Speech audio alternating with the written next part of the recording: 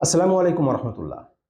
উম্মুল মুমিনিন মা আয়েশা বলতেন, তোমরা তালবিনা খাও, কেননা আমি রাসূলুল্লাহ সাল্লাল্লাহু আলাইহি সাল্লামকে বলতে শুনেছি তালবিনা রোগীর হৃদয়কে প্রশান্ত করে এবং তার দুঃখ দুর্দশা কিছুটা দূর করে।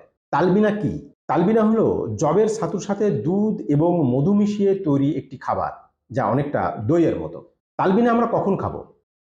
প্রত্যেক দিন সকালবেলা পূর্ণ শক্তিতে আমরা দিনটা শুরু করার জন্য সকালের নাস্তায় আমরা তালবিনা খেতে পারি। যারা জিম করে, এক্সারসাইজ করার পরে এই তালবিনাটা আমরা খেতে পারি। এছাড়াও রাতে প্রশান্তিদায়ক ঘুমের জন্য আমরা তালবিনা খেতে পারি। এখন প্রশ্ন হলো যে তালবিনা আমরা কেন খাই?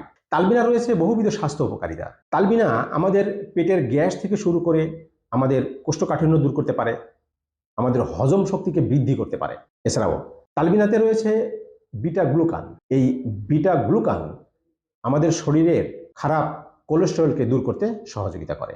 এই বিটা গ্লুকান আমাদের অন্ত্রে খারাপ কোলেস্টেরলের শোষণকে বাধা দেয়, যার ফলে আমরা সামগ্রিক হৃদরোগ থেকে রক্ষা পেতে পারি। এছাড়াও তালবিনার মধ্যে রয়েছে ভিটামিন এ এবং ই, যা শিশুদের সক্রিয় এবং স্বাস্থ্যবান করে তোলে। এছাড়া পুরুষের টেস্টোস্টেরন হরমোনকে উন্নত করতে পারে।